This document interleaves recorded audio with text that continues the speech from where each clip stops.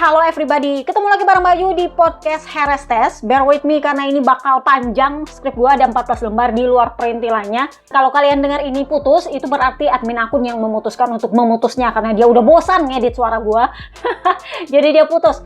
So, Heres Test, kita bahas dulu aturan baru. Jadi kemarin kalau kalian dengar podcast Spanish GP, itu sebenarnya masih berupa gentleman agreement. Tetapi setelah Heres Test muncullah jadi aturan baru. Yang pertama soal wildcard. Jadi tahun ini wildcard diizinkan tapi nggak boleh memakai motor 850cc. Jadi kan kalau wildcard itu biasanya yang pakai adalah test rider ya kan. Nah test rider itu kebetulan tahun ini lagi menguji mesin 850cc. Adalah keuntungan kalau itu mesin sudah siap dan bisa dipakai dalam mode balapan, bener? Jadi ya kalau misalnya ada pabrikan yang udah siap dari lama dia punya motor, bisa dong dipakai untuk wildcard. Mestinya sih bisa. Kan udah gue bilang sebelum ini jadi aturan sebenarnya bisa. Cuman kan kemarin gentleman agreement-nya adalah nggak usah ada wildcard, nggak boleh diuji dalam mode balapan. Boleh turun nge-track ketika tes MotoGP atau di tes private, tapi nggak boleh di akhir pekan balapan. Jadi itu diumumkan menjadi sebuah aturan di mana para wildcard yang mendapat jatah wildcard, kecuali Ducati berarti ya, itu boleh nge-track tapi nggak boleh pakai motor 850cc. Itu untuk tahun ini. Nah, aturan kedua adalah wildcard untuk tahun depan dihapus. Jadi yang kasihan di sini sebenarnya menurut gua adalah Michel Pirro. Dari tahun lalu dia nggak dapat wildcard, kakak. Giliran 2027 era baru tetap juga dia nggak dapat wildcard. Aduh kakak. Tapi ya begitulah nasib jadi pabrikan kelas A. Jadi tahun depan nggak ada lagi wildcard. Mau lu pabrikan paling bapuk kek, lu pabrikan paling baik kek, nggak ada wildcard di era 850cc. Semuanya mulai dari nol sama-sama. Nah, kemarin juga aturan countdown yang berubah dari 3 menit menjadi 5 menit itu resmi menjadi aturan. Kemudian ada tambahan baru yaitu khusus untuk rider Moto3 dan Moto2 itu sudah diperbolehkan untuk diperlihatkan atau diumumkan secara live dia punya detak jantung. Jadi biasanya itu kan adanya di MotoGP, biasanya si Quartararo, Marc Marquez, siapa lagi ya, Pico Bagnaia. Nah, kali ini untuk para rider Moto3 dan Moto2 juga boleh ditayangkan dia punya detak jantung secara live di sesi-sesi latihan maupun balapan. Gosip lain yang tersebar adalah perkara soal taktik Davide et Amperanya Liberty Media. Jadi kalau kalian tahu dia punya isu dari kota kemarin itu adalah MSMA itu dalam rapatnya itu nggak sepakat soal bagi hasil sama Dorna. Kayak MotoGP, gue bilangnya Dorna aja ya. Soalnya kalau MotoGP ya MotoGP-nya. Jadi sama Dorna nggak sepakat karena Dorna itu Espeleta geng bilangnya bahwa kalau kalian mau bagi hasil bisa, tapi kita kasihnya dipatok berapa juta euro per tahun. Jadi diberlakukannya hampir sama dengan ke satelit selama ini yang dapat subsidi sekitar 5-6 juta, 7 juta euro lah per tahun. Nah kali ini mereka ingin memberlakukan hal yang sama dengan pabrikan. Nah pabrikannya kan nggak mau. Pabrikannya terutama Massimo Rivola yang mantan orang F1 itu tahu seberapa besar keuntungan kalau MotoGP diambil alih oleh Liberty Media. Jadi mereka itu secara otomatis meminta bagi hasil yang dijanjikan atau disepakati dengan Dorna itu adalah persentase. Karena kalau persentase seperti itu mau nggak mau Dorna harus punya transparansi, akuntability untuk menghitung dia punya profit berapa persen yang dibagi hasil sama para pabrikan MSMA. Jadi sebenarnya kalau menurut gua tujuannya Massimo Rivola ini adalah bener juga. Kita harus tahu lu sebenarnya dapat untung berapa kak sebenarnya. Karena kalau kita cuma mau dapat jatah-jatahan begitu, lu pasti menyembunyikan berapa besar untung yang lu dapat sebenarnya dari broadcasting MotoGP. Kurang lebihnya kayak gitu. Nah waktu itu Dorna kan nggak mau. Nah pas di Heres kakak Espeleta geng punya cara sendiri. Davide et Ampera ngetuk pintu pabrikan satu-satu jadinya. Jadi karena di kota kemarin para pabrikan itu memboikot, kita nggak akan perpanjang kontrak sama Dorna kalau ini belum disepakati. Nah sampai di Heres Dorna ketuk satu-satu pintunya pabrikan. Honda adalah yang paling pertama sepakat untuk memperpanjang kontrak dengan Dorna. Jadi karena Honda ini adalah pabrikan paling kaya di MotoGP, jelas dia nggak perlu itu persenan-persenan kayak gitu, itu mau uang receh. Jadi Dorna itu ketuk pintunya Honda, lu butuh nggak sebenarnya itu duit persenan? Kalau lu nggak butuh tanda tangannya perpanjangan kontrak sama gua, lu kan butuh untuk tetap bertanding di MotoGP, ya kan? Jadi ya akhirnya Katanya sudah ada kesepakatan verbal untuk menandatangani perpanjangan kontrak sama Dorna. Nah, gosipnya Ducati menyusul. Apakah itu karena Ducati punya uang banyak? Ya kagak juga. Ducati itu nggak sekaya Yamaha sebenarnya. Tetapi mereka OTW kaya tahun depan. Kenapa? Karena Red Bull akan masuk menjanjikan begitu banyak uang. Karena kan Marc Marquez akan kembali ke Red Bull bersamaan dengan Pedro Acosta. Nah, ini nanti kita bahas lagi di Ducati soal itu. Jadi, karena Ducati merasa, oh duit gue ada nih, jadi ya gue nggak terlalu butuh sih persenan-persenan kayak gitu. Kalau dapat ya syukur alhamdulillah, kalau nggak ya nggak apa-apa juga. Tapi kalau mau pakai persen-persen ya nggak apa-apa lah, nggak usah. Jadi gosipnya Ducati juga OTW perpanjangan kontrak sama Dorna, meskipun belum iya tapi OTW. Nah, sisa 3 pabrikan yang ternyata baru tahu mereka dalam tanda kutip dikhianati oleh Honda dan Ducati setelah seri Spanish GP, setelah balapan kalau nggak salah. Karena waktu itu katanya mereka mau makan malam, diajak sama Dorna untuk kumpul-kumpul bareng MSMA. Katanya sih untuk mengesahkan aturan barunya MotoGP yang kemarin dikeluarkan sebelum Jerez Test ya kan. Tetapi karena mereka ketahuan dikhianati, 3 pabrikan ini nggak muncul ketika makan malam Dorna. Nah, ini jadi gosipnya para pabrikan yang 3 ini katanya mau ngomong dulu sama 2 pabrikan pengkhianat ini di Lemang nanti. Mereka harus memperjelas, oh kenapa mengkhianati kesepakatannya kita di MSMA. Kita udah sepakat ini, nggak mau perpanjangan kontrak dulu kalau nggak sepakat soal perjanjian Concordia lah. Iya, lu sudah oke-oke aja di situ. Gimana sih? Kurang lebihnya kayak gitu. Jadi menurut beberapa jurnal, kayaknya nanti di hari Kamis di Fresh GP Lemang itu bakal ya paling nggak ada argumentasi sedikit lah di rapat MSMA. Nah, beberapa pengamat mengatakan mereka ini benar-benar mengancam untuk nggak mau perpanjangan kontrak sama Dorna. Karena ini tetap 3-2 pabrikan, tetap mereka lebih banyak. Artinya mereka merasa, oh mestinya Dorna menuruti kita. Kenapa? Karena ini meskipun ada 2 pabrikan yang menyeleweng ke sana, masih ada 3 pabrikan yang nyisa. Dan mereka tetap butuh kita karena masih ada 3 pabrikan yang nyisa di sini. Kurang lebihnya kayak gitu. Nah, sementara Dorna bilang, ya lu kalau mau tetap berkompetisi ya lu harus perpanjangan kontrak sama kita, nggak bisa enggak. Ini ala-alanya perang Iran Amerika nggak sih? Kenapa? Karena yang terpengaruh harga minyak adalah dunia, sementara di MotoGP yang terpengaruh konflik ini adalah para rider dan tim. Jadi tim satelit ini sebenarnya sudah OTW nih perpanjangan kontrak sama pabrikan. Tapi kalau pabrikannya belum tanda tangan kontrak sama Dorna ya gimana coba? Dan tentu saja para rider yang kena. Kenapa? Karena para rider juga membutuhkan kepastian timnya bakal bermain di pabrikan mana. Kalau timnya belum clear sama pabrikan mana, ya gimana ridernya mau clear sama tim mana? Ngerti maksud gua? Ya mungkin yang sedikit aman adalah para rider pabrikan, tapi ya belum tentu juga. Di sisi lain, Dorna cukup optimis bahwa Aprilia tetap akan perpanjangan sama MotoGP karena mereka sudah mengumumkan perpanjangan kontraknya ya Marco Bezzecchi. Jadi mau nggak mau dong. Jadi ya memang Alex Marquez bilang, ya memang yang paling aman sejauh ini adalah Marco Bezzecchi karena cuma dia yang sudah diumumkan di awal musim, sisanya belum ada pengumuman, even Marc Marquez. Jadi ya memang ini agak-agak memusingkan. Buat kalian yang bertanya, ini 3 pabrikan ini apa alasannya sampai nggak mau memperpanjang kontraknya sama Dorna? 1, Aprilia. Aprilia ini adalah pabrikan yang sudah gue bilang bukan pabrikan kaya raya, tetapi dia punya bos-bos itu tahu seperti apa Liberty Media. Gosipnya Massimo Rivola juga membawa perjanjian Concordia ini ke MotoGP karena dia sudah dapat lampu hijau dari Liberty Media, sorry to say. Jadi mereka tahu sebenarnya ini barang sebenarnya bisa disetujui, cuman Dornanya aja yang ya you know lah ya masalah duit seperti biasa. Dan gue juga memaklumi SP Letageng ini punya tanggung jawab untuk break even yang secepat mungkin kalau mereka mau mempertahankan tahtanya. Ngerti maksud gue? Jadi ya memang ada berbagai kepentingan lah di perjanjian Concordia ini. Sementara untuk KTM sudah pasti dia butuh duit.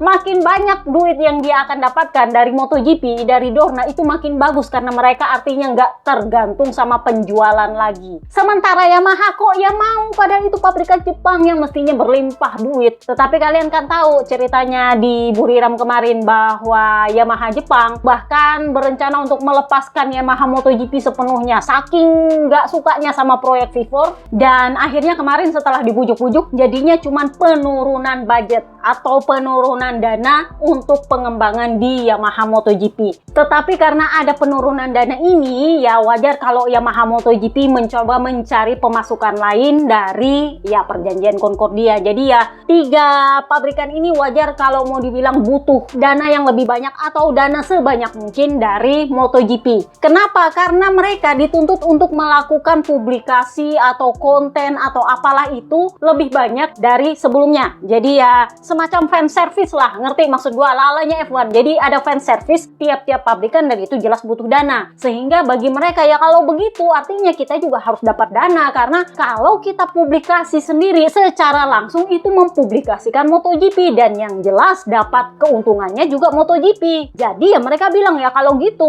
lu dapat tampias dari kita punya publikasi sebagai pabrikan ya artinya lu juga dapat profit dari situ, ya bagi hasil dong kita, bener nggak sih?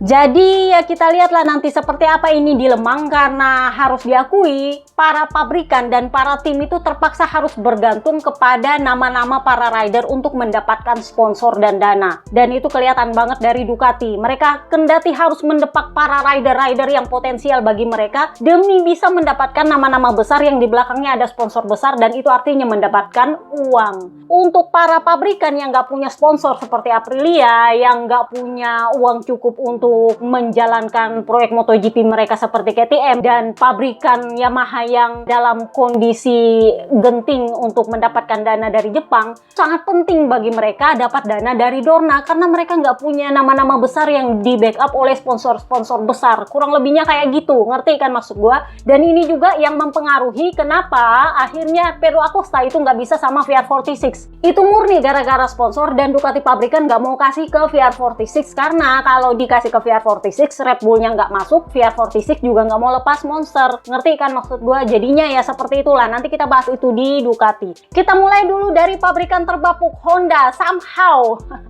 Karena rider terbaik mereka ada di P12, Moreira si rookie, yang lain ada di bawah semua. Jadi kita tanya dulu si Sarko. Jadi si Sarko kan udah gue bilang dia ini bukan rider pengembang tapi rider penguji. Dia lu kasih aja dia punya proyek seperti apa dan dia udah pakai aja. Tetapi dia bisa mengeksploitasi part-part yang dia uji itu sehingga para insinyur dan teknisi tahu kalau ini dalam kondisi maksimal kurang lebih seperti ini hasilnya. Jadi dia itu bukan ngasih feedback tapi ngasih data dari semua program yang harus dia kerjakan. Jadi kalau lu tanya dia feedbacknya seperti apa, dia itu nggak clear feedbacknya seperti apa, tapi datanya ada. Kurang lebihnya begitu. Jadi Sarko bilang, seperti yang kami rencanakan, kami mengerjakan berbagai konfigurasi. Kami tidak punya komponen apapun untuk diuji karena proyek Honda sekarang adalah untuk tahun depan. Oh, jadi semua firing itu adalah untuk tahun depan. Ya, mereka menggunakan apa yang ada dengan setup yang berbeda aja akhirnya. Jadi Sarko bilang ya kami nggak punya komponen apapun untuk diuji karena proyek Honda sekarang ditujukan untuk tahun depan. Dari apa yang kita lihat di balapan di Jerez, kami kesulitan di tikungan cepat dan kemampuan untuk berbelok secara alami sangat penting untuk meningkatkan performa dan memiliki peluang lebih baik dalam mengelola keausan ban. Dalam balapan saya kehilangan banyak waktu di lap-lap terakhir karena hal ini. Jadi sangat positif untuk bisa melakukan lebih banyak lap dan mendapatkan lebih banyak data bagi para insinyur. Jadi ditanyalah dia, oh lu bilang semua proyek yang difokuskan Honda tahun ini adalah sudah untuk tahun depan. Jadi seberapa besar uang untuk meningkat di tahun ini dengan kondisi seperti ini? Karena lu udah gak dapat part baru lagi. Jadi dia bilang sebenarnya bagi saya itu adalah pekerjaan yang somehow mempermudah. Ketika Anda hanya perlu fokus pada pengaturan dan gaya berkendara, bagi saya saat itulah Anda akan memiliki ide yang lebih jelas dan konsisten dengan sensasi tubuh Anda. Kalau Anda memiliki komponen baru, terkadang sesuatu dapat bekerja dengan sangat baik tetapi akan selalu membutuhkan waktu untuk beradaptasi. Saya pikir pembalap benar-benar bisa membuat perbedaan ketika mereka bisa lebih memahami semuanya. Tahun ini kita akan memiliki kesempatan dan waktu untuk melakukannya karena kita udah nggak dapat part baru lagi. Dan saya pikir itu juga akan positif untuk masa depan untuk bisa memahami seberapa besar perbedaan yang bisa dibuat oleh setup yang bagus dibandingkan dengan garpu yang baru. Jadi fork baru kan itu part baru, sementara kalau setup kan forknya masih lama, setupnya yang dirubah. Jadi dia bilang ya ini bisa untuk memahami apakah setup justru bisa membantu lebih banyak dibanding kita dapat komponen baru. Jadi ditanya, lu berarti selama tes Heres apakah lu sempat ngintilin siapa gitu di track?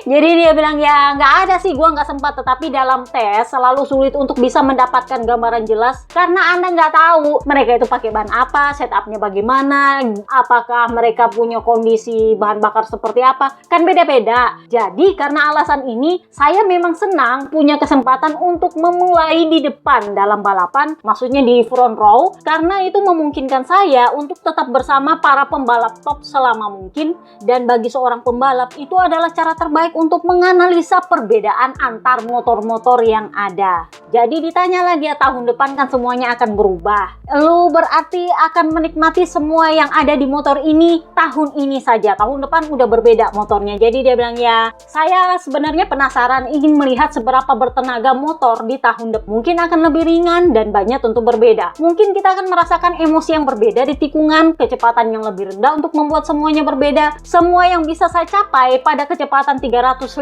km per jam yang saya lakukan tahun ini, mungkin kita tidak akan mendapatinya tahun depan, saya juga tidak tahu. Tetapi ya, saya rasa saya akan merindukan sistem ride height device RHD. Itu kan udah dilarang tahun depan, jadi dia bilang kayaknya saya akan merindukan RHD.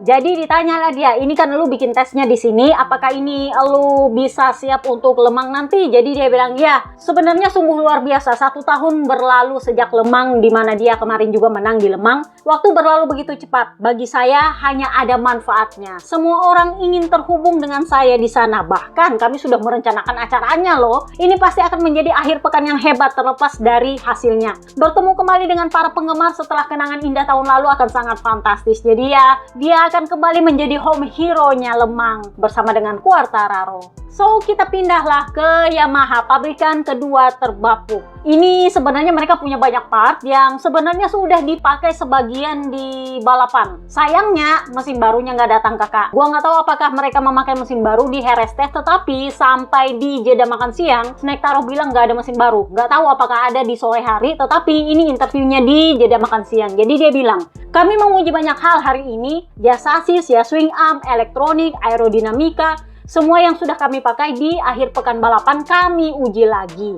Sayangnya kami tidak menemukan peningkatan besar, namun pada bagian elektronik kami sudah bekerja keras. Sepertinya kami telah menemukan sedikit lebih banyak kepercayaan diri pada bagian depan. Ini juga bukan peningkatan nyata dalam hal performa, tetapi lebih kepada feeling yang bisa membantu kami. Namun masih banyak pekerjaan yang harus dilakukan. Hari ini saya sudah menguji banyak hal. Saya pikir setup terakhir yang saya gunakan adalah yang paling positif. Kita akan lihat apa yang akan tim berikan di balapan berikutnya. Jadi sangat penting bagi saya untuk punya feeling yang baik di bagian depan motor. Meskipun ada potensi, saya tetap perlu memahami di mana limitnya. Jadi ditanyalah dia, itu Toprak bilang dia juga punya masalah sama pengereman selama balapan, terutama di bagian depan. Jadi dia bilang, saya bisa memanfaatkan mesin dengan lebih baik ketika saya percaya diri pada bagian depan. Jadi itu wajar, maksudnya kalau Toprak juga komplain soal bagian depan. Kami sudah mengatakan bahwa kami kehilangan kepercayaan diri di bagian depan itu sejak September tahun lalu. Jadi kalau Toprak punya komentar seperti itu, ya itu wajar bagi kami semua karena itu sudah ada dari tahun lalu dan gak berubah-berubah berarti. Jadi masih banyak pekerjaan yang harus dilakukan. Pada bagian elektronik kami juga menguji solusi yang secara teori harusnya mengurangi kinerja, tetapi yang saya rasakan justru lebih baik. Ini berarti masih ada aspek yang perlu dipahami dari proyek ini. Jadi ditanyalah dia, menurut lo, karena ini kan Yamaha adalah satu-satunya pabrikan konsesi, jadi dia masih menjalani tes Heres bersama dengan Savadori yang menguji motor RSGP 850cc. Nah mereka masih tetap di Heres kemarin. Jadi ditanyalah dia, apakah lu nggak berencana begitu untuk melakukan juga tes private di Heres selanjutnya? Jadi dia bilang, ini adalah situasi yang sulit. Jelas saya ingin meningkatkan mesin untuk musim ini, tetapi kan tahun depan akan berbeda. Ya dalam tanda kutip, ya percuma juga. Untuk saat ini, saya akan mempush mesin ini hingga batasnya karena saya ingin mendapatkan hasil maksimal darinya hingga akhir musim. Kemudian tahun 2027 itu akan menjadi cerita yang berbeda ya, karena gue udah pindah pabrikan, gue nggak mau pusing lagi. Jadi ditanyalah dia perkara soal tes halo-halo, radio halo-halo, kemarin dia mengujinya. Jadi dia bilang, oh ya, mereka sudah membuat langkah maju yang ya menurut saya baik. Tetapi masih ada pekerjaan yang harus dilakukan agar benar-benar terdengar dengan baik. Saya bisa mendengar tetapi tidak jelas. Namun demikian ini adalah kemajuan yang positif. Saya pikir kita akan melakukan uji coba lagi di Barcelona mengenai sistem radio ini. Jadi ditanyalah dia, oh itu berarti dia punya speaker dan segala sesuatunya itu ditempelin di dalam helm lu apa gimana? Jadi dia bilang, oh iya, itu sistemnya itu ada di dalam lapisannya helm. Jadi saya bahkan mengujinya dalam kondisi yang sangat bising dan hasilnya lumayan bagus loh ya, cukup bagus. Ini adalah pertama atau kedua kalinya kami mengujinya, jadi saya pikir ini adalah hasil yang positif. Jadi ditanyalah dia, karena kan Sarko juga siap-siap balapan kandang. Nah dia juga bakal balapan kandang meskipun ya tahun lalu dapat hujatan kakak. Masih ingat? Dia dihujat gara-gara ribut sama Marshall dan dia kasih jari tengah apa. Pokoknya ribut lah ya sama Marshall di Lemang. Jadi ditanya dia, lu bakal balik lagi nih ke Lemang, gimana? Jadi dia bilang, ya kalau soal optimis sih tidak, tapi saya pikir semoga hasilnya lebih baik. Saya tidak akan mengatakan saya optimis, karena kami belum menemukan sesuatu yang benar-benar penting. Ini lebih tentang detail kecil yang bisa membantu saya dalam balapan, tetapi jujur saja, kami belum menemukan sesuatu yang besar untuk bisa membuat saya optimis. Katanya sih bakal ada mesin barunya di Lemang, tapi ya semoga bisa saya uji hari ini. Kalau enggak ya udahlah, berarti kita mengujinya ibarat kata semacam gambling di Lemang. Mana tahu kayak di Buriram kemarin ambrol ya kan. Sementara Alex Rins ini nggak ada interviewnya di Herestesi, tapi dia ditanya soal masa depannya. Jadi dia bilang, kalau lu nggak pernah naik Ducati, orang akan dengan mudah melupakan lu, katanya begitu. Jadi ya sampai sejauh ini belum ada kepastian dia bakal kemana, karena Trackhouse itu udah diblok sama Viñales. Jadi ya begitulah. Toprak sendiri kemarin katanya ditongkrongin sama Dovizioso selama tes Heres. Jadi ditanya, ya lu nguji apa aja? Jadi dia bilang, ya kami tidak banyak mengerjakan bagian elektronik karena kami sedang mencoba berbagai solusi pada motor. Sebenarnya saya sempat crash, dan ketika saya crash, saya mencoba sesuatu yang berbeda tetapi ternyata tidak berhasil. Saya khususnya mencoba meningkat di sektor 3 dan 4, di mana saya kehilangan banyak waktu tetapi juga sedikit di sektor 5. Di sektor lain saya cukup dekat dengan Fabio Quartararo, tetapi kami kehilangan terlalu banyak waktu di sektor yang saya sebutkan tadi. Ini juga sulit karena anginnya sangat kencang hari ini dan tidak mudah mengendarai motor MotoGP dalam kondisi seperti ini, terutama dengan winglet, karena semuanya menjadi lebih rumit. Kalau nggak salah kemarin Yamaha Snake Taro itu menguji fairing baru, lambung baru kalau nggak salah. Jadi ya sempat ditanya lah ke Toprak, lu sempat menguji itu apa gimana? Jadi dia bilang, oh ya sempat kita uji. Saya bahkan punya Dovizioso di garasi saya. Jadi ditanya lah dia, oh berarti lu dapat wejangan gitu dari Dovizioso?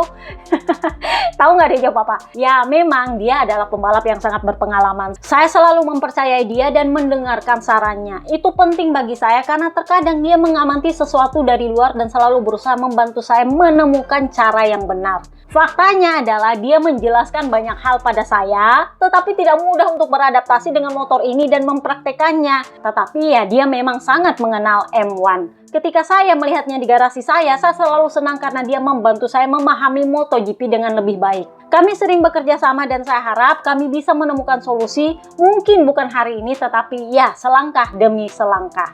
Menurut lo, apakah ini gara-gara motornya, apa gara-gara bannya sampai lo susah banget adaptasi? Jadi dia bilang, ya dengan ban depan ini memang agak sulit untuk mengerem hingga pada limit. Anda membutuhkan paket lengkap untuk bisa menghasilkan performa yang bagus. Karena saya merasa nyaman di beberapa tikungan, tetapi kurang nyaman di tikungan lain. Di beberapa tempat performa motornya bagus, tetapi di sektor terakhir saya mengerem agak terlalu cepat karena saya kurang percaya diri. Kami di sini justru mencoba untuk memahami aspek-aspek ini karena dengan ban baru, gripnya sangat bagus. Motor tidak mengalami slip. Sementara ketika gripnya menurun, saya merasa lebih baik karena motor menjadi lebih mudah dikendalikan, tetapi di sisi yang lain saya sulit untuk mengerem. Jadi kita perlu memahami perilaku ini dengan baik.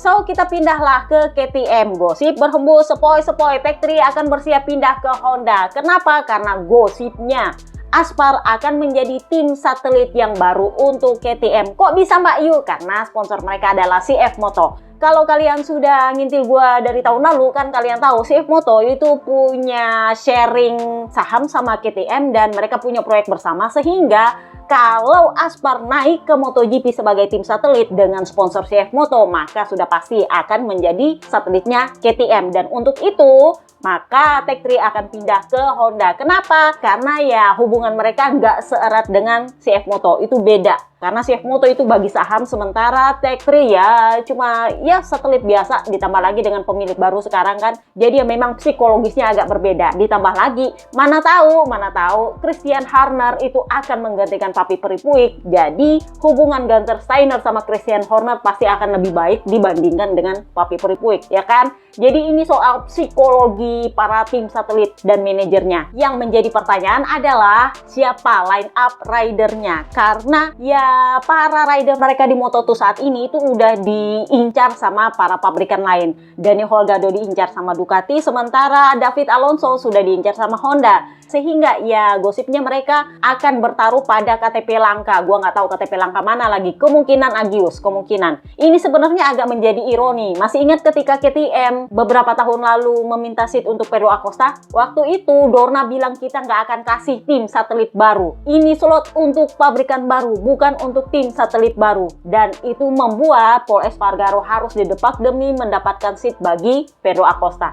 Nah sekarang nggak ada pabrikan baru, ujuk-ujuk Liberty Media kasih itu slot sama tim Aspar atas nama KTP langka.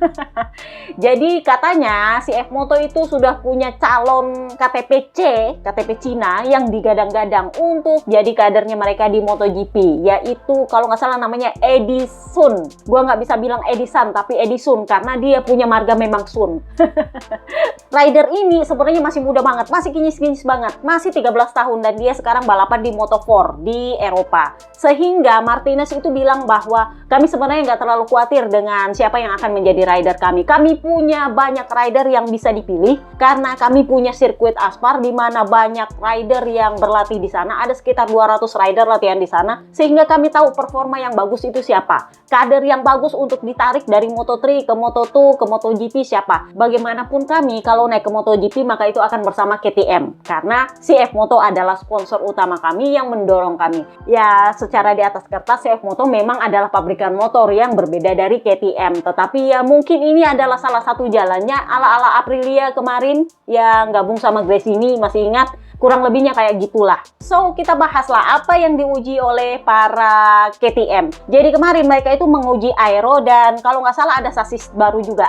Jadi Acosta dia bilang, ya meskipun kita terlambat sehari, tapi pada akhirnya kita sampai di tempat yang kita inginkan. Selalu sulit untuk memahami apa yang terjadi di akhir pekan balapan, karena ketika saya menaiki motor pagi ini, semuanya berfungsi normal. Masih ada beberapa hal yang perlu diklarifikasi, tetapi saya sangat senang dengan hal-hal baru, part-part baru yang dibawa oleh KTM untuk kami uji. Saya pikir ada beberapa solusi yang berhasil dan kita akan lihat apakah kita bisa menggunakannya dalam balapan di Le Mans nanti. Jadi ditanyalah dia apa yang paling positif hari ini. Jadi dia bilang ya tentu saja fairing baru. Kami menemukan sedikit peningkatan daya dorong di sana dan nampaknya itu berfungsi. Kita lihat saja apa yang akan terjadi. Karena ya setelah akhir pekan yang buruk kami akhirnya berhasil menemukan sesuatu. Meskipun ya secara jujur kami masih belum sepenuhnya mengerti apa yang kami temukan, mengingat kemarin saya sangat kesulitan sementara hari ini saya kompetitif. Jadi mari kita belajar dari pelajaran ini dan lihat apa yang terjadi di Le Mans. Jadi intinya adalah ketika dia balapan kemarin nggak tahu dia dapat ban apes apa, ban KW2 apa gimana, sehingga ketika dia pakai ban lain di tes RSE ya hasilnya bagus. Ada kemungkinan ini gara-gara ban. Jadi dia bilang gua tuh bingung ini gara-gara apa. Tetapi ya kalau pakai fairing baru nampaknya juga lebih bagus lagi. Tapi ya tetap harus dikonfirmasi di Le Mans. Jadi ditanyalah dia, jangan-jangan gara-gara grip. Jadi dia bilang ya saya juga nggak tahu apakah gara-gara grip, karena ya memang logikanya karena ini adalah tes setelah balapan, kalian akan mendapati banyak karet di trek. Tetapi saya rasa alasannya tidak sesederhana itu karena saya menderita sepanjang akhir pekan. Sedangkan saat ini justru terjadi sebaliknya, jadi sulit untuk mengatakannya sekarang. Meskipun faktanya aerodinamis terbaru itu membantu sedikit. Saya cukup senang dengan kemajuan yang sudah kami capai. Meskipun ini bukan revolusi tetapi ya peningkatan kecil. Motor ini juga terasa cepat dan itu akan membantu kami. Apakah kami sudah memastikan part mana yang akan membantu peningkatan motor? Sejujurnya agak sulit karena jika kita memutuskan membawa komponen baru seperti aerodinamika ke Lemang, jelas itu membutuhkan waktu untuk membuktikannya dan waktu yang tersedia sangat sedikit untuk memahami benar-benar apa yang kita butuhkan. Saya pikir tes di Barcelona akan lebih fokus pada persiapan dan pengaturan motor daripada menguji komponen baru. Selain itu, fakta bahwa di Brno nanti semuanya akan selesai, maksudnya udah nggak ada pengembangan lagi karena kita akan fokus pada 850 cc, saya tidak tahu apakah akan ada yang membawa inovasi besar untuk motor MotoGP saat ini. Jadi sisa tes Barcelona yang tersisa karena tes Brno nanti semuanya akan menguji motor 850 cc dan secara otomatis ya pengembangan cuma tersisa di Barcelona, katanya begitu. Jadi ya bisa dibilang pengembangan motor untuk saat ini, motor MotoGP, ya benar kata Sarko, kayaknya para pabrikan sudah mulai fokus untuk motor tahun depan untuk bisa benar-benar siap di Brno, sehingga nggak bisa diharapkan ada peningkatan besar untuk update part tahun ini. Kalaupun misalnya ada, maka batas waktunya adalah tes Barcelona. Kalau lewat dari itu udah nggak bisa dites sama para rider karena di Brno nanti itu sudah menguji motor 850 cc, katanya begitu. So, kita pindahlah ke Ducati. Ducati ini banyak bawa part baru, meskipun ya ada beberapa yang sudah diuji sama Marc Marquez ketika akhir pekan balapan. Jadi mereka bawa fairing terbaru, kemudian swing arm terbaru, ditambah lagi sasis baru, dan mereka kayaknya sempat pakai kembali mas damper yang kecil di swing arm itu. Jadi Marc Marquez dia bilang, kami saat ini berusaha mengerjakan aerodinamika tetapi juga sasis. Kami memiliki beberapa perubahan menarik untuk diuji, kurang lebihnya kami semua memberikan komentar yang sama, Peko, Alex, dan terutama saya. Saya sangat jelas, saya tidak mengatakan ke arah mana kami harus pergi, saya hanya melaporkan reaksi motor ketika saya menguji part-part tersebut. Tetapi saya pikir kami semua memiliki umpan balik yang sama dan itu positif. Untuk memahami apakah semuanya berjalan dengan baik, mencatatkan waktu 1 menit 37 detik tidak memberikan hasil apapun. Memang benar di sebagian besar hari ini saya mencatatkan waktu lebih cepat dari kemarin. Tetapi ketika tiba saatnya saya melakukan pengujian untuk mengambil keputusan, saat itulah Anda harus berusaha keras untuk mencapai waktu yang lebih baik. Jadi ditanyalah dia, apakah dengan pengujian ini lu udah tahu penyebab lu crash kemarin? Jadi dia bilang, ya sebenarnya saya juga nggak tahu kenapa saya crash, masih nggak tahu sampai sekarang. Dan ya itu cuman ya saya mengalami crash itu aja. Saya tidak melaju terlalu cepat, saya juga tidak menikung lebih dari biasanya, saya juga tidak memaksa gas, tetapi saya kehilangan kendali di bagian depan. Seperti yang saya katakan, terkadang lebih baik tidak membuang waktu terlalu banyak untuk mencoba memikirkan kenapa sebuah kecelakaan terjadi. Itu saja, saya mengalami kecelakaan, saya mendapatkan poin, no, sudah selesai, tidak usah dibahas lagi. Fakta bahwa saya tidak balapan kemarin karena ya dia crash, itu membantu saya.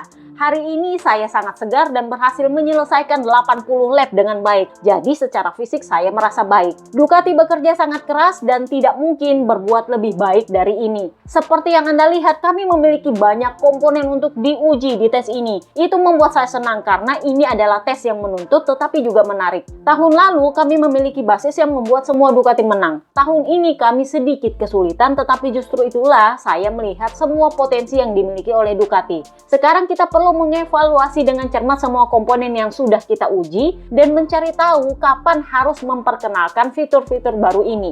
Dalam 3 minggu setelah 2 balapan, kita akan kembali melakukan tes di Barcelona dan itu akan membuat kita melihat apakah komponen ini berhasil atau tidak. Apakah ada solusi yang membantu dalam kondisi segera, secepatnya? Ya, ada beberapa hal yang bisa membantu dalam kondisi secepat mungkin. Beberapa lebih besar, beberapa lebih kecil. Kemudian apakah keadaan akan menjadi lebih baik atau buruk? Ya, itu tergantung. Kita akan tiba di Lemang di trek yang berbeda, mungkin dengan cuaca yang berbeda pula, dan kemudian ada satu hal yang perlu dikonfirmasi seperti dalam semua tes, memulai dari pukul 2 siang dan seterusnya, memang membuat semuanya terlihat berjalan lancar karena ada banyak karet di trek.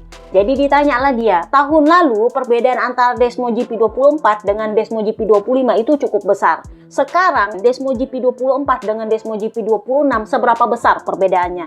Nah ini yang cukup menarik, tahu nggak apa dia bilang? Sebenarnya saya belum pernah benar-benar mencoba Desmo GP24. Masih ingat awal tahun lalu dia bilang saya memilih Desmo GP24. Dan sekarang dia bilang saya belum pernah benar-benar mencoba Desmo GP24. Jadi dia bilang saya hanya mencobanya sekali saat tes di Barcelona, saya rasa 2 kali tidak lebih. Berarti itu adalah tes akhir musim yang di Barcelona. Kemudian saya langsung beralih ke Desmo GP25 yang disetujui untuk dihomologasi dan dipakai buat nipu Peko banyak yang dibilang itu adalah Desmo GP24. Aslinya sebenarnya kan udah gue bilang itu bukan Desmo GP24, cuman ya dipakai sama Ducati buat nipu Peko aja. Jadi dia bilang, tapi dari apa yang saya pahami dari pembicaraan para insinyur, kita dapat kembali menggunakan komponen dari Desmo GP24. Pada akhirnya, Desmo GP26 ini adalah campuran komponen. Basisnya bagus, kemudian beberapa hal baru diperkenalkan. Itulah yang saya katakan tahun lalu dan yang terus dikatakan para insinyur kepada saya. Basis motornya itu sama. Kemudian jika Anda ingin kembali ke konfigurasi tertentu, Anda bisa melakukannya. Jadi ditanyalah sama Giorno. Jadi ditanyalah dia. Tahun lalu si Peko kan minta balik ke Desmo GP24 karena dia sadar bahwa itu ternyata memang bukan Desmo GP24. Menurut lo apakah tahun ini sebaiknya kembali ke Desmo GP24 juga? Nah, dia bilang tahun ini Alex di Jerez 7 detik lebih cepat dengan Desmo GP26 daripada dengan Desmo GP24 yang mana dia juga menang tahun lalu. Dalam balapan Anda selalu memiliki perasaan untuk mengingat motor yang Anda gunakan untuk menang dan berpikir itu fantastis. Tetapi di sisi lain, lawan juga terus meningkat 1/10 detik demi 1/10 detik. Jadi Anda harus terus maju dengan apa yang Anda miliki.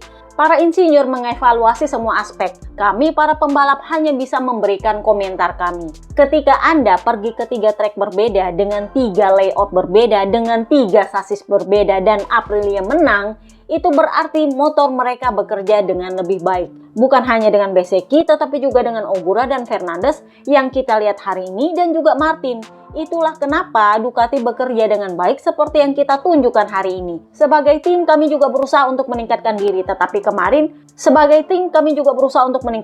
tetapi faktanya kemarin pembalap yang menang adalah yang mengendarai Ducati.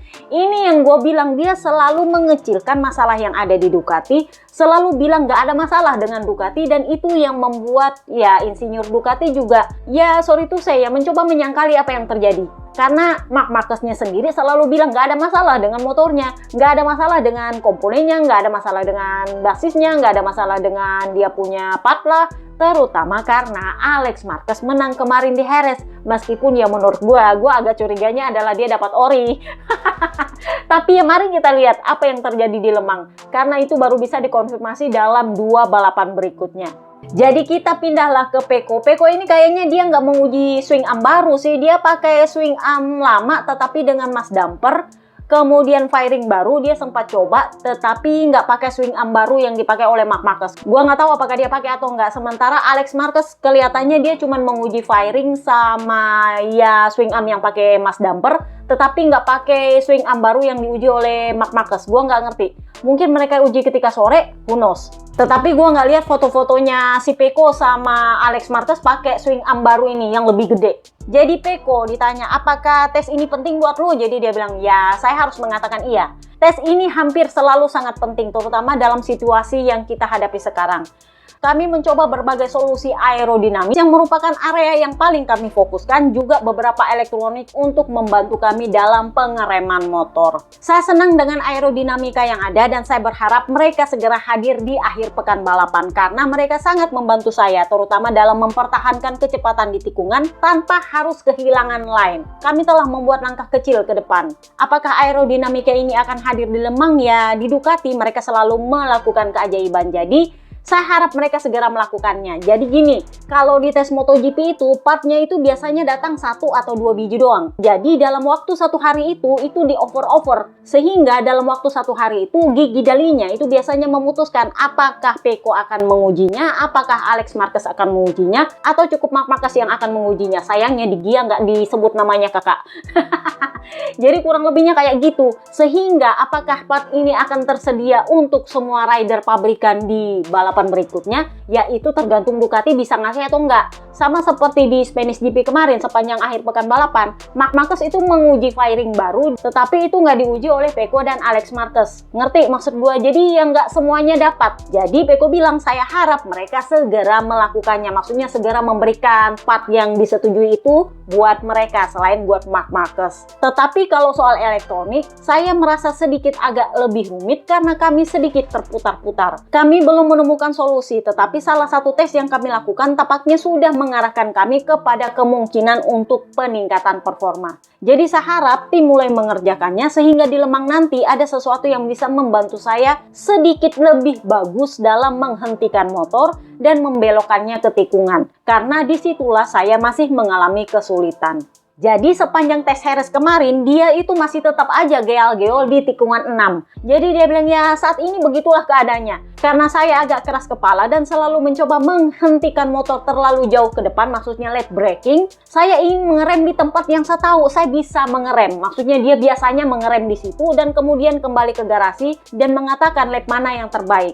Itu juga karena saya mencoba banyak setup mesin dan perlu mempush hingga batas maksimal.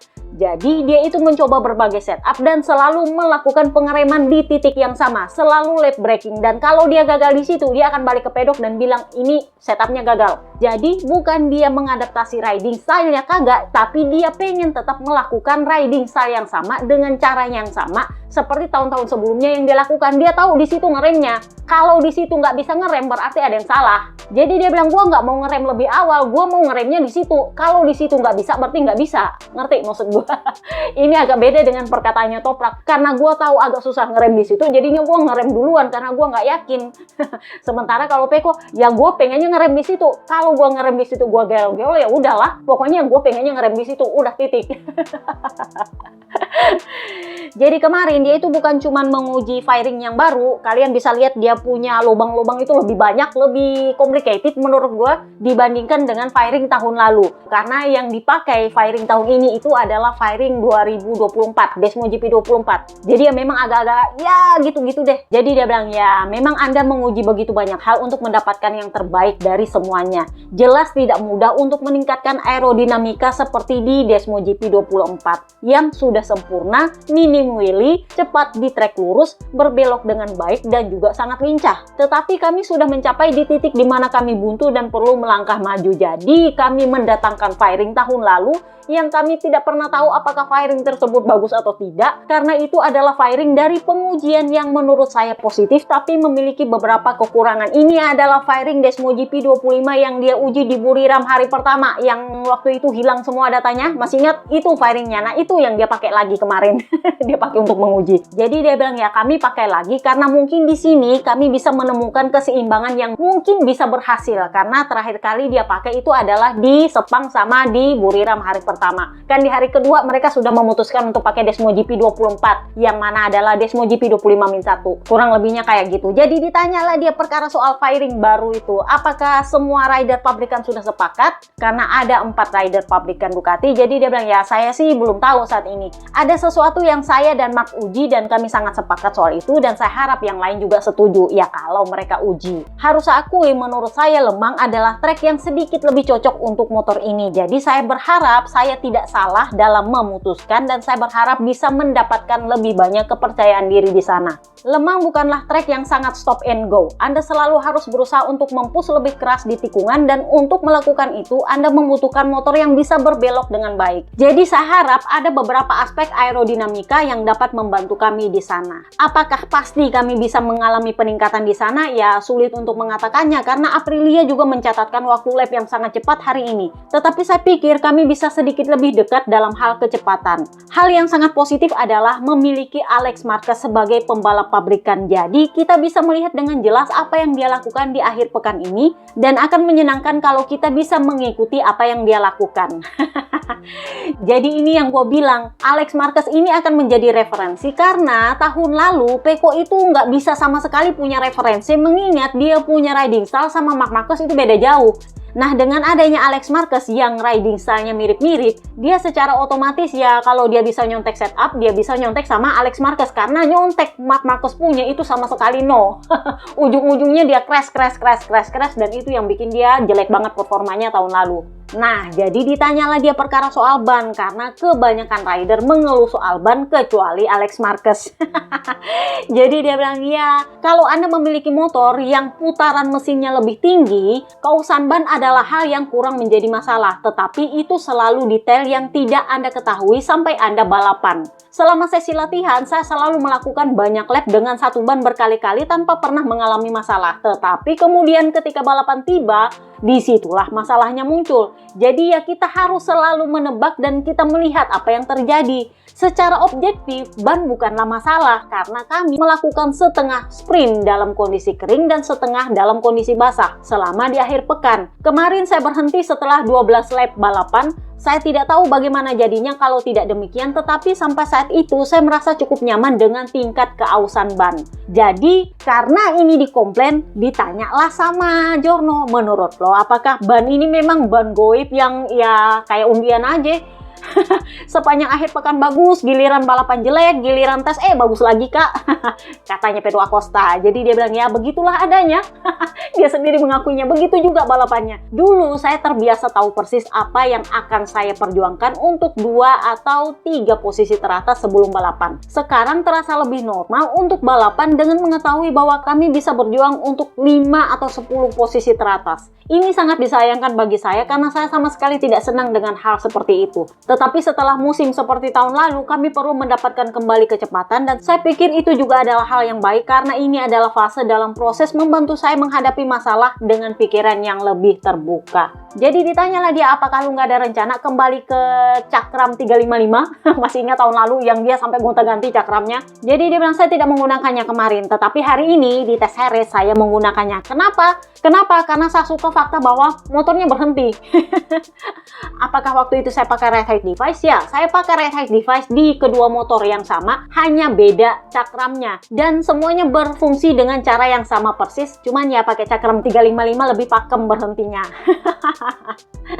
Jadi Alex Marquez sempat ditanya, lu menguji apa aja? Jadi dia bilang ya, yang paling kami fokuskan adalah aerodinamika. Karena sejak bulan Februari kami belum mendapatkan update di bidang ini. Ini adalah sesuatu yang jelas lebih baik. Ducati terus berupaya untuk menghadirkan part-part lain kepada kami. Beberapa berhasil, beberapa tidak. Tetapi memang benar, ini hanya satu sirkuit sulit untuk memahami apakah part-part itu bekerja lebih baik atau lebih buruk. Kami akan memiliki pekerjaan yang harus dilakukan dan kami harus mengevaluasi apakah ada peningkatan yang perlu segera kami homologasi, apakah harus menunggu Mortmelo, maksudnya tes Barcelona, atau ada lagi yang harus dilakukan. Untuk saat ini kami hanya fokus pada pengujian part-part ini sebaik mungkin. Jadi ditanyalah dia, Peko bilang dia senang punya lu sebagai rider pabrikan, sehingga dia punya, ya bisa dibilang contekan lah kalau lu lebih bagus dari dia ya kan.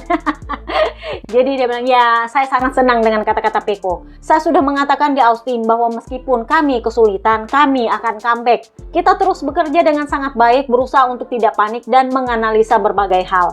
Kami memulai dengan setup motor dari musim lalu melakukan beberapa analisis, dan tiba-tiba kami menjadi cepat. Tiba-tiba kakak. Kami bekerja dengan sangat baik dan mencoba beberapa hal yang berhasil, tetapi saya tidak tahu pekerjaan apa yang dilakukan oleh tim pabrikan. Mereka jelas melakukan pekerjaan yang baik dan tahu apa yang telah kami lakukan. 2 atau 3 seri berikutnya akan menjadi ujian yang baik bagi kami. Kita akan melihat apakah kita bisa mempertahankan performa ini di Le Mans yang merupakan trek yang sangat berbeda. Saya tidak bekerja dengan mendasarkan segala sesuatunya pada Le Mans, tetapi lebih umum untuk balapan berikutnya. Akan sulit untuk mengetahui apakah paket aerodinamisnya lebih baik atau tidak, maksudnya fairingnya, tetapi kami akan melakukan beberapa analisa dan membuat keputusan terbaik. Di akhir pekan ini kami membuat langkah maju yang signifikan dan kami berharap aerodinamika akan membantu kami mencapai lebih banyak lagi dan meningkatkan performa lebih baik lagi. Karena itu tidak pernah cukup. Pada hari Minggu, Aprilia kembali menempatkan 4 motor di top 6 dan meskipun kami menang, mereka masih selangkah lebih maju. Dan saya pikir mereka memiliki motor yang sedikit lebih lengkap. So, Herman Aldegar itu dia cuman menguji setengah hari satu sesi pertama karena dia memutuskan untuk mundur di sesi kedua. Pertama karena dia memakai motor bekas dan katanya nggak dapat update. Sehingga di sepanjang sesi pagi dia itu cuma menguji setup. Jadi dia bilang saya memutuskan untuk mengakhiri hari lebih cepat, terutama karena kami tidak memiliki part-part yang baru. dan saya harus segera memeriksakan kaki saya. Jadi faktanya dia punya tulang paha yang patah total itu ternyata nggak nyambung tulangnya. Dan kemarin waktu di Heres dia itu sempat crash yang parah banget. Sehingga kalau lu dengar kata-kata dia di podcast Spanish GP, dia bilang saya harus memeriksakan kaki saya segera. Karena saya nggak mau ada cedera yang baru lagi. Masih ingat ketika Marc Marquez bikin patah lengannya berapa kali? Ya plate-nya patah lah, ininya patah lah, itunya patah lah. Itu yang dia mau hindari. So, kita bahaslah gosip soal Uchiyo. Kemarin ditanya, katanya lu itu kalah saing sama Ducati pabrikan dalam memperebutkan Pedro Acosta. Tahun lalu, Pedro Acosta itu begitu bersemangat pengen bergabung ke VR46. Faktanya ternyata dia bergabung dengan Ducati pabrikan. Di sisi lain, lu malah kemungkinan kehilangan di Gia. Jadi ini yang dia bilang. Ya, tim sudah berkembang dan Fabio juga sudah berkembang pesat. Sejak bergabungnya dia dengan kami, dia sudah mengalami transformasi yang luar biasa. Kami sudah membantunya terutama di luar trek dengan mengatur semua pekerjaannya mulai dari fisioterapi hingga latihan.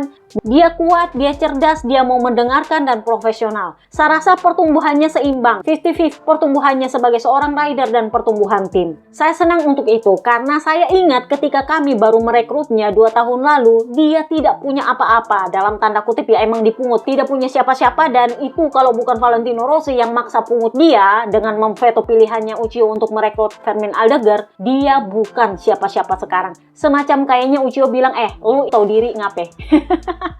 Kalau bukan gara-gara VR46 menyelamatkan karir lu mungkin udah pensiun sekarang, udah nganggur nggak tahu kemana. Dan sekarang lu tiba-tiba pengen hengkang ke KTM cuman gara-gara gaji, maksudnya kayak gitu. Jadi dia bilang, saya senang kami sudah mengubahnya menjadi seorang rider yang diminati di bursa transfer. Tetapi di sisi lain, situasinya memang sedikit lebih rumit. Dia adalah prioritas memang bagi kami dan kami mencoba membangun penawaran yang layak untuk di Gian Antonio saat ini, baik dari segi teknis maupun finansial. Kami berharap dia memilih untuk tetap bersama kami selama beberapa tahun ke depan. Jadi gosipnya Uchiyo itu agak nggak senang dengan caranya di Gia ngancem. Jadi dia itu katanya nggak mau memperpanjang kontraknya kalau satu, dia nggak dapat fasilitas sama seperti rider pabrikan lainnya yang empat-empatnya orang Spanyol itu. Yang kedua, dia juga minta naik gaji, paling enggak ya sedikit mendekati gaji yang ditawarkan oleh KTM. Nah ini yang bikin Uchiyo bilang, ya saya ingat 2 tahun lalu dia itu bukan siapa-siapa. Kalau bukan kami yang pungut, kalau bukan kami kasihan sama dia, kalau bukan Valentino Rossi memveto saya pengen ambil Fermin Aldeguer, dia itu mungkin udah nggak balapan di MotoGP. Masih ingat ya, bener juga sih. Ibarat kata Uchiyo bilang, lu tahu diri ngapain? Tapi ya bukan berarti VR46 nggak ada pilihan lain. Jadi emang ya kami punya kok rencana B, rencana C, rencana D. Intinya adalah di Gia adalah prioritas dan saya tidak ingin beralih ke rencana B. Tetapi ya dalam olahraga ini, di dunia ini selalu ada rencana B. Jadi Anda selalu harus punya alternatif. Kami punya Luca Marini yang saya tidak tahu apakah dia akan mengkonfirmasi perpanjangan kontraknya di Honda. Anda juga tidak pernah tahu dengan Franco karena kami sudah bekerja sangat keras dengannya. Saya juga menyukai Vietti karena dia sudah mengambil hati saya. Dan kenapa bukan Bulega? Ada begitu banyak situasi yang kami pertimbangkan. Nah ini yang member premium pasti tahu lah gosipnya. Kayaknya gue udah jelasin panjang lebar di sana. Tapi ya versi singkatnya adalah gosipnya Bulega ini hubungannya nggak terlalu baik sama Uchiyo. Yang mana Uchiyo ini ya dalam tanda kutip penguasanya VR46 team sih. Jadi Bebe Vale itu nggak akan memveto kalau memang benar-benar nggak perlu.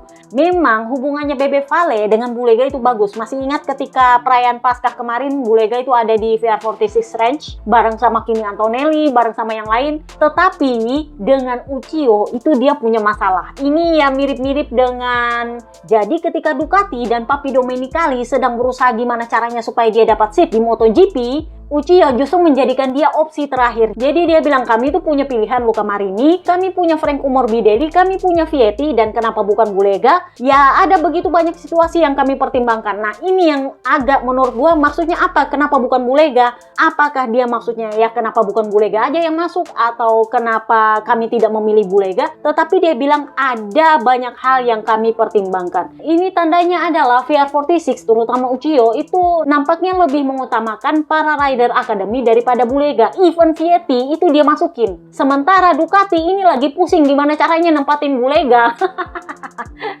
Pada dasarnya mereka berharap memang dia pergi karena mereka pengen seat itu untuk Bulega. Masalahnya seat untuk Bulega itu adalah seat tim satelit yang mana itu diputuskan oleh Uchiyo. Jadi nggak segampang itu juga Bulega naik ke MotoGP ke VR46 meskipun orang bilang oh ya gampang, dia itu kan mantan murid VR46. Masalahnya adalah lu hadapin Uchiyo dulu kak. Meskipun Bebek Vale setuju kalau dia nggak pakai hak vetonya, Uchiyo akan memutuskannya mau pakai siapa. Jadi tanggal 5 Mei nanti, kayaknya pas podcast ini di-upload, itu Bulega akan menguji Desmo GP 27 850cc di Mugello. Ada yang mempertanyakan, kemarin-kemarin waktu si Bautista menguji motor MotoGP, dia itu harus mendapatkan perpanjangan kontrak dulu. Karena ini untuk memastikan bahwa nggak ada informasi yang bocor ke pabrikan lain karena sudah diperpanjang kontraknya. Sementara untuk Bulega, dia bahkan belum perpanjangan kontrak tapi sudah akan menguji Desmo GP 27. Seolah-olah Ducati yakin bahwa dia akan tetap ada di Ducati. Jadi menurut beberapa pengamat, ya kalau memang dia nggak naik ke MotoGP, kemungkinan dia akan tetap bertahan di Ducati WSBK. Nggak ada kemungkinan dia akan pindah ke MotoGP dengan pabrikan lain, dan Ducati cukup yakin dengan itu, dan katanya sengaja di halt dia punya perpanjangan kontrak untuk melihat apakah ada kemungkinan dia naik ke Ducati MotoGP, katanya begitu. Jadi balik lagi ke Uchiyo, dia sempat ditanya, ini kan lu nyebut para rider VR46 nih, apakah nggak ada kemungkinan lagi untuk VR46 kembali punya tim di Moto3 dan Moto2 demi pengkaderan? Jadi dia bilang ya kami sebenarnya sudah memikirkannya, tetapi begini, tim MotoGP saja itu sudah sangat rumit. Kami sudah pernah menjalankannya di tahun 2022 dengan punya tim di Moto2 dan MotoGP di saat yang sama, dan itu tidak mudah. Anda perlu benar-benar terstruktur untuk bisa melakukan ini.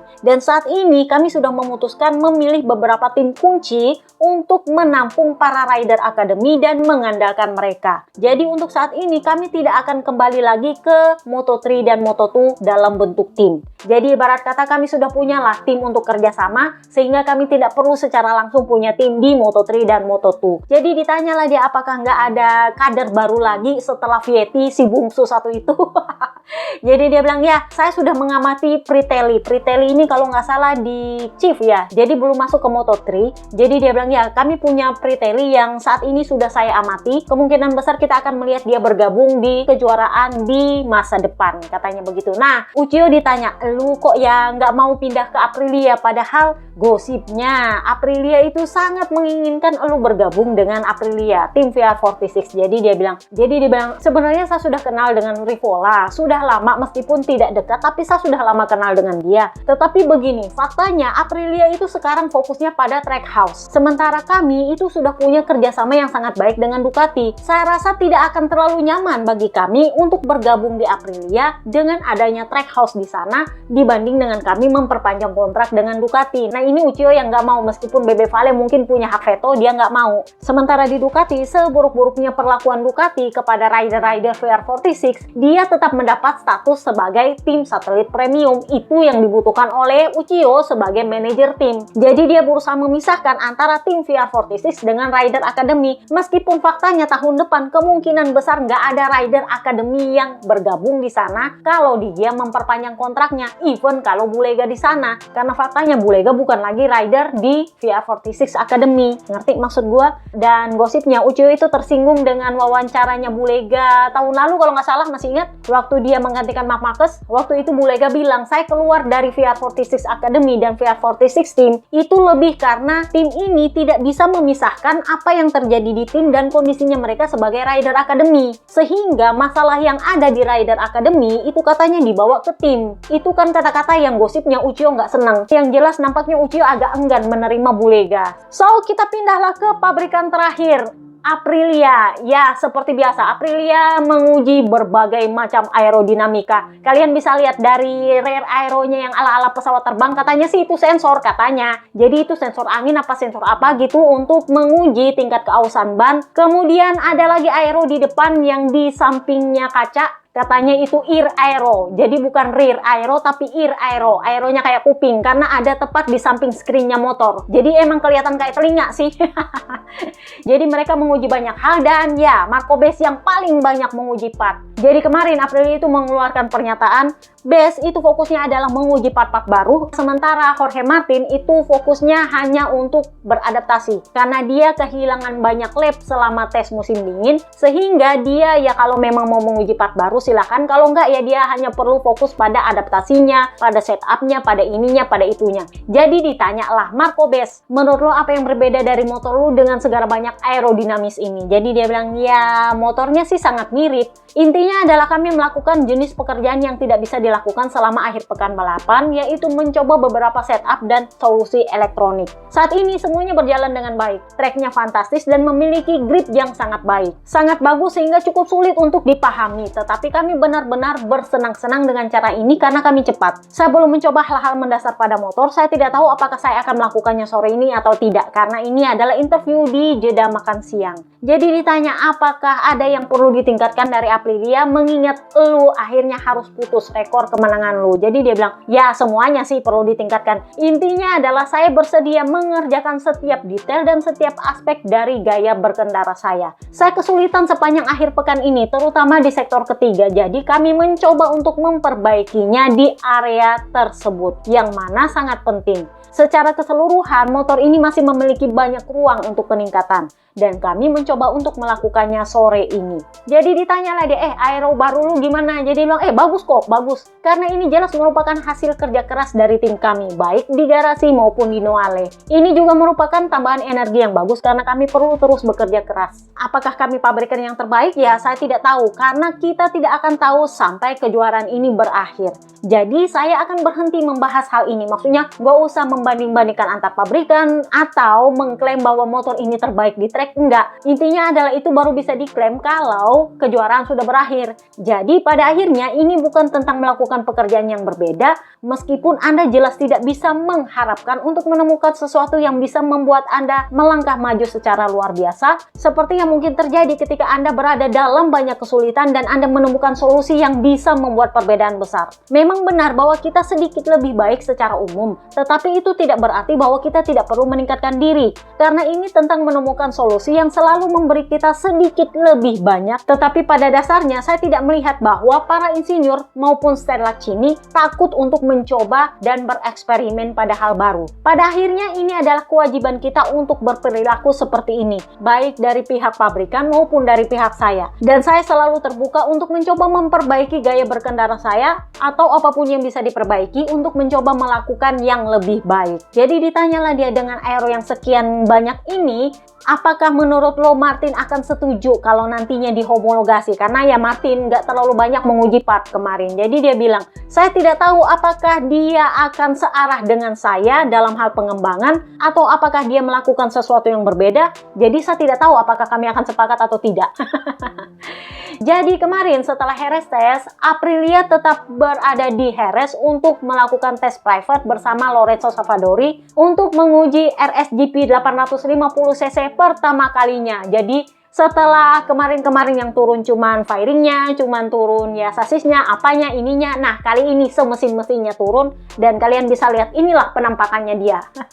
Nah, ditanyalah sama Sterlacchini perkara ini. Jadi dia bilang di Jerez ini kami mencoba beberapa konsep aerodinamika yang agak baru. Kami harus mengevaluasi data melalui simulasi, melalui terowongan angin dan di track juga. Jadi ini adalah eksplorasi pertama kami dengan aero tersebut. Jika Anda memperhatikan, kami hanya mengujinya dengan Marco karena ini adalah konsep baru dan dia mengingat pengalaman dan kecepatannya adalah yang paling cocok untuk mengujinya. Untuk saat ini masih terlalu dini untuk membuat prediksi apakah aero yang kami uji berhasil atau tidak. Jadi mau bagaimanapun orang menentang aerodinamika dan bilang bahwa itu nggak bawa pengaruh banyak, sangat sulit untuk memberikan persentase. Tetapi intinya adalah desain hanya berfungsi jika tidak memiliki titik lemah. Jika Anda memiliki aerodinamika dan efisiensi bahan bakar yang luar biasa, tetapi kemudian Anda kalah di trek lurus, Anda akan disalip dan kecepatan Anda akan terpengaruh oleh pembalap lain. Ada beberapa pabrikan yang sudah mengembangkan motor selama 30-40 tahun terakhir tidak terbiasa dengan aerodinamika yang menurut mereka adalah bidang yang relatif baru dan baru benar-benar dikembangkan dalam 10 tahun terakhir. Ini juga karena aerodinamika lebih kompleks dari sudut pandang komputasi, maksudnya dihitung-hitungnya. Dan hanya baru-baru ini kita memiliki alat yang memadai untuk hitung-hitungan maksudnya. Jadi ini adalah evolusi alami, tetapi ya memang mengkuantifikasinya sulit. Maksudnya untuk membandingkan apakah pakai aero atau nggak pakai aero itu ada gunanya atau enggak, apakah itu justru membawa dampak yang lebih buruk ketika lu ada di belakang apa gimana. Memang terutama fansnya Ducati, fansnya Marc Marquez, para ABR itu sangat membenci aeronya Aprilia karena menurut dia berada di belakangnya Aprilia itu bikin motor Ducati atau motor lain itu nggak bisa mendapatkan udara segar karena dikotori oleh rear aeronya Aprilia, katanya begitu. Jadi mereka nggak bisa mengkalkulasi kecepatannya seperti apa, tingkat kepanasan ban seperti apa, inilah itulah, katanya begitu. Jadi menurut dia ya kalau memang menurut kalian gak ada gunanya aeronya ya terserah, tetapi bagi kami itu ada gunanya meskipun ya kita nggak bisa mempersentase berapa, katanya begitu. Jadi ditanya lah, lu punya winglet yang kayak telinga di sebelah itu apa fungsinya? Jadi dia bilang tujuannya adalah selalu untuk meminimalkan waktu lap. Ada berbagai fase dalam satu lap. Di trek lurus Anda membutuhkan hambatan yang rendah. Sementara saat pengereman, grounding yang lebih besar dapat membantu. Selain itu, motor harus mudah dikendalikan bahkan dalam kondisi berangin dari samping. Pada intinya adalah kami mencari sesuatu yang memberikan perilaku yang tepat di waktu yang tepat. Pada dasarnya musim ini, meskipun kami tidak menang di Jerez, ada fondasi penting yang semakin kokoh. Ducati dan Alex sangat efektif, tetapi kami juga bisa puas meskipun masih ada pekerjaan yang harus dilakukan. Ini seperti ujian perbaikan yang lulus dengan nilai A, tetapi bukan nilai 10. Tetapi ya tetap hasilnya bagus. Jadi dia bilang semakin banyak kita menghadapi balapan yang berbeda dengan kondisi dan ban yang berbeda, semakin bisa kita mengkonfirmasi fondasi ini. Meskipun demikian, saya akan menunggu beberapa balapan lagi terutama di Le Mans, Barcelona, dan Mugello karena Barcelona misalnya memiliki grip paling rendah di kejuaraan ini dan itu akan menjadi ujian yang sangat penting bagi motor kami. Jadi ditanyalah dia dengan sekian banyak winglet dan aerodinamika ini, kira-kira apakah ada yang bakal nongol di Le Mans? Jadi dia bilang ya kemungkinan besar sih tidak. Karena sekarang kami masih perlu menganalisa data, mengingat umpan balik dari rider itu sifatnya subjektif dan selalu harus diverifikasi dengan analisa teknis. Dalam pengujian, Anda menguji hal-hal yang tidak bisa Anda lakukan di akhir pekan balapan, dan kemudian dibutuhkan waktu untuk memahaminya. Jadi ditanyalah dia perkara soal ban goib. Menurut lo, Aprilia ini cocok nggak dengan ban softnya atau memang ada masalah dengan ban apa gimana gitu? Karena kebanyakan dikomplain loh ya soal ban di Jerez ini. Jadi dia bilang ya secara keseluruhan kami lebih kuat dalam balapan daripada di fast lap di mana kami menggunakan ban medium. Itu adalah area yang sedang kami kerjakan sekarang. Maksudnya kalau pakai ban soft mereka nggak bisa bagus, tapi kalau pakai ban medium selama balapan panjang itu bisa bagus. Posisi start sangat penting di saat-saat ini karena bahkan dengan kecepatan balapan yang bagus, memulai balapan dari belakang bisa membahayakan segalanya. Dan ditanyalah dia soal RSGP 850cc. Ini kan udah gue bilang kemarin, Aprilia ini adalah pabrikan yang paling nggak ada bayang-bayang.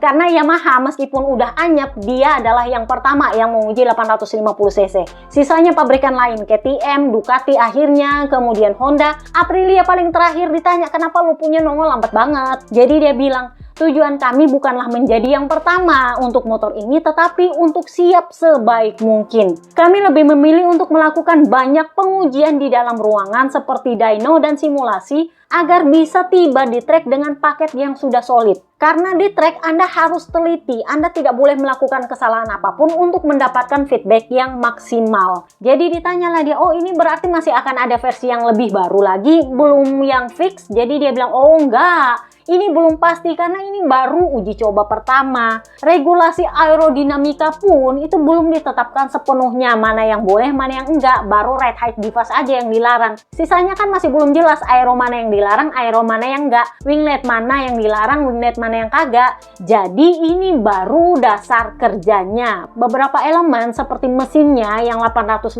cc itu sudah lebih pasti. Ibarat kata ya itu udah pasti mesinnya akan dipakai, tetapi komponen sisanya itu masih bisa berubah. Dengan fitur-fitur baru seperti manajemen perpindahan gigi, jadi ini adalah proyek hybrid. Kapan para rider akan mengujinya? Ya tentu saja di Brno itu pasti. Karena nggak boleh nyolong lagi kak, udah ada aturannya. Oke, itu aja podcast kita kali ini. Sorry kalau panjang banget karena semua pabrikan kita bahas, 5 pabrikan. See you next time guys, bye-bye.